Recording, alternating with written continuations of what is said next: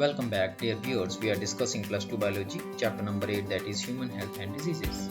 Today we will discuss about the types of immunity. Based on the type of immune cell acting against the antigens, immunity can be classified into two types. First one is humoral immunity. The immunity which is mediated by antibodies produced by B lymphocyte is known as humoral immunity. ऐसी immunity जिसमें जो है वो B lymphocytes द्वारा produce होने वाली antibodies जो हैं वो हिस्सा लेती हैं, उसको हम बोलते हैं humoral immunity. Second one is cell mediated immunity. The immunity which is mediated by T lymphocytes by directly attaching themselves to antigen is called as cell mediated immunity. तो ऐसी इम्यूनिटी जिसमें जो टी लिम्फोसाइट्स हैं वो directly उसमें antigen के ऊपर attach करते हैं, तो उसको हम बोलते हैं cell mediated immunity.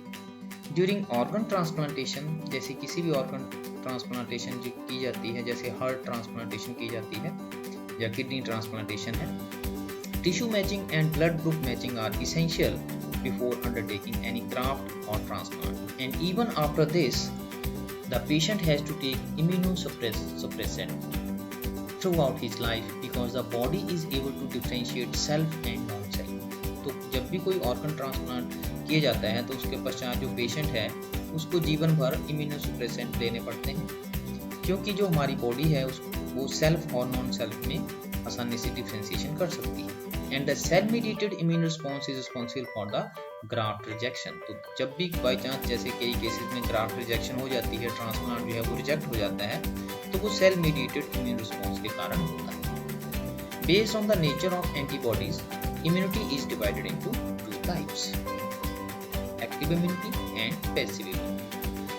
Active immunity में क्या होता है? It is the immunity acquired by an individual due to exposure to an antigen. Antigen कुछ भी हो सकता है, कोई भी लिविंग या डेड माइक्रोब या कोई अदर प्रोटीन.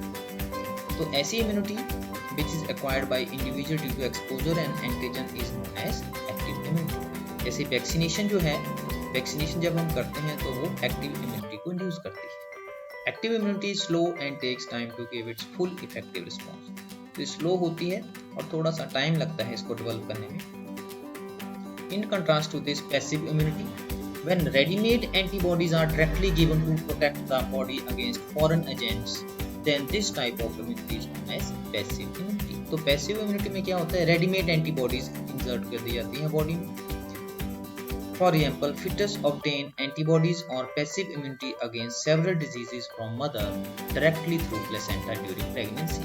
तो प्रेगनेंसी के दौरान क्या होता है? जो फिटस होता है वो रेडीमेड एंटीबॉडीज लेता है अपनी मदर से और अपने आप को वो बहुत सारी डिजीजेस से बचाता है. The yellowish fluid called colostrum secreted by mother during the initial days of lactation has abundant antibodies. तो लैक्टेशन के दौरान, जो इनिशियल लैक्टेशन के दौरान एक येलोइश फ्लूइड सेक्रेट करती है मदर, उसको कोलोस्ट्रम बोलते हैं. उसमें भी बहुत सारी एंटीबॉडीज होती हैं, स्पेशली IgA, जो कि इन्फेंट को प्रोटेक्ट करती है. तो आज की वीडियो में इतना ही. Thank you.